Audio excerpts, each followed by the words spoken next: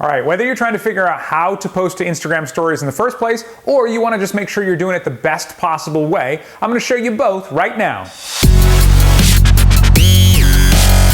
Thank you for checking out 5-Minute Social Media today. If you have watched before and you're coming back, welcome back. Don't forget to subscribe. And if this is your first time, I teach you how to do the best possible social media in the least amount of time. By the end of this video, you'll not only know how to post to Instagram stories, but you'll know all the best practices as well as all of the different options. And most importantly, when you should post to Instagram stories. There's a few tricks with it that we'll cover at the very end. Let's get started. So of course you open Instagram. Then instead of hitting the plus sign to add a photo or a video to your feed here at the bottom, you're going to want to click the camera icon on the upper left for the Instagram camera, or you can actually just swipe right from the left edge of the screen to open it up. So there I am. I'm going to take a quick selfie. Hi.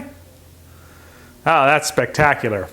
Now that I've got the picture, if I just want to throw it right onto my profile, I can just hit the plus sign where it says your story at the bottom of the screen. However, you have a lot of other things you can do with it. For example, you can swipe through for different filters. My skin looks a little better there. The other thing you can do is just save this picture to your camera roll before you do anything to it if you want by clicking save down below. So other than swiping for filters, your editing tools are at the top. This first one here looks like a little sticky note with a face on it. These are your stickers. Inside here, you'll find all kinds of different things that you can add to your picture, including your traditional emojis. And if you swipe left, you'll see your most used emojis, or most recently used. Swipe right, you've got some things you can specifically dress yourself up in. For example, why shouldn't I have a party hat on? Drag it to the top. Make it the right size. Also at the very top are some different tools. You can add the temperature, the time, you can add a hashtag, a poll if you want to ask people a question. One of the main ones you should use if you're trying to get people to see your profile is the location sticker. If you add your location, many people who don't follow you will see your story from that location. Same thing applies to hashtags. People do watch certain hashtags on Instagram stories. If I were to add the current temperature, I can then drag it around wherever I want. Shows up a little better here down on my shirt. But I also wanted to show you, I can also tap on it and it changes what the icon is. So you've got lots of different options with how you want this to show up just by tapping on it. Next to the stickers is the pen tool. I tap on that. This is where I can draw on my picture. So you swipe through the colors at the bottom, choose the one that you want. Up top, you have a few different types of pens you can play with. So I'll choose that one, and then I can go ahead and draw on my picture. Now I've got glasses on. Ha ha, so funny. If you don't like what it is, you can just undo it. Over here on the left, you can change your brush size. So if you want it to be really big, you can raise it up, or really small by moving it back down. And maybe the color you want is not down here. You can use this little eyedropper tool. Click on it, and then you can choose any color in your picture. So maybe I want the color of my shirt. Tap on that. Now that's the color that has been chosen. I'll show you another little trick. Maybe you don't want your face there and you just want to say something. If you go into the pen tool and you choose a color down here, like I like this blue here, and I just hold it on the screen, it turns the entire picture blue. That can be great for a background to add text to, or up here there's also this eraser tool, and you could go through and just reveal part of the picture if you wanted. And then third tool at the top is of course the text tool. Maybe this is a birthday greeting, so I tap on the text tool, then I can type whatever I want. The little guide on the side here is how you can make it bigger and smaller. You can also resize it after you're done in here. You can change the color by choosing there.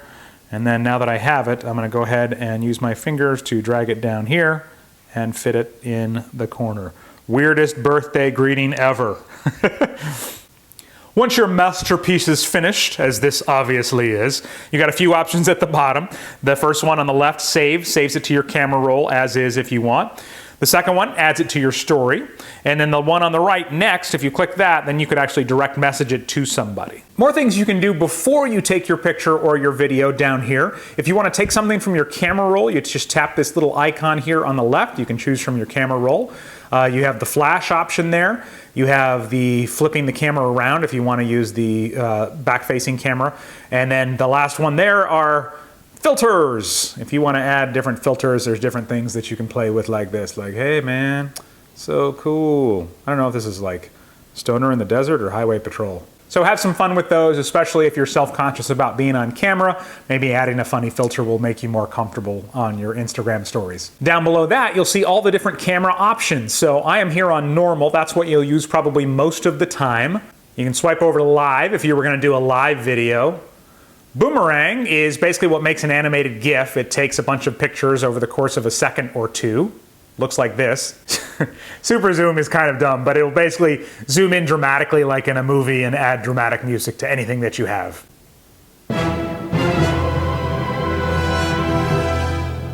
Rewind will play back whatever you film in reverse. Hands-free is if you just don't have time to hold your thumb on the button. You just hit record and it'll keep going until you stop it, or for 15 seconds, which is the video limit. And then stop motion is if you want to do some sort of animation. It'll take a picture each time you tap it, and then you can adjust things to do claymation or whatever if you've got a lot of free time on your hands. And the last thing I want to show you, and I'm going to use a video from my camera roll here to show it to you, is the ability to pin a sticker.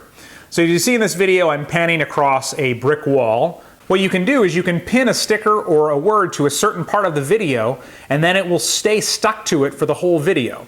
So for example, let me do some text and we'll say, surprise. That doesn't show up very well, so I'm going to click this little A at the top, and it'll put a background on the surprise there. So you hold down on it.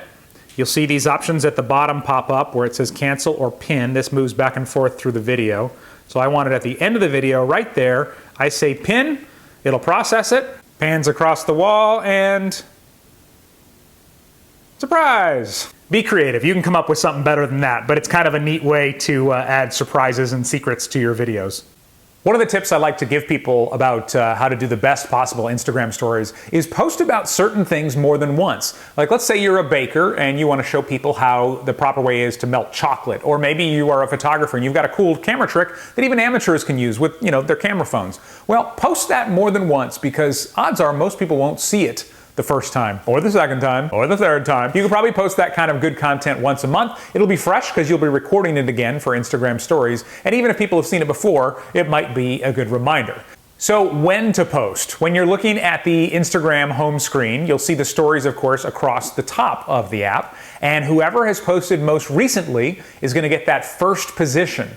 So by that logic, the more often you post, the more likely you will be first or toward the top in somebody's stories feed. However, don't just post a bunch of crap to be there at the top, or people will just stop watching or stop following you altogether. Now at the same time, you don't want to spread your stories out just for the sake of always being first in the feed. Let's say, for example, you have a 5-part story you plan to post on a Tuesday. Well, if you post the first piece at 9 a.m., the second piece at noon, then at 4 p.m., then at 7 p.m., and then at 9 p.m., well, after 24 hours, each one of those disappears. So somebody watching your story the next day will only see the last few chunks of it. So if something really relies on other clips to make sense, post them all at the same time. Then maybe you can post something different later on. Or you can always do the, in case you missed it earlier, I posted this, now I'm going to show you the results of the project, whatever it might be. So that wraps up this edition of 5-Minute Social Media. If you have questions about Instagram stories, let me know down in the comments. And while you're here, if you got anything out of this, please give it a like, and as well as consider subscribing. That helps me grow the channel, and I truly appreciate it. And make sure you watch for more episodes of 5-Minute Social Media, where I teach you how to do the best possible social media in the least amount of time.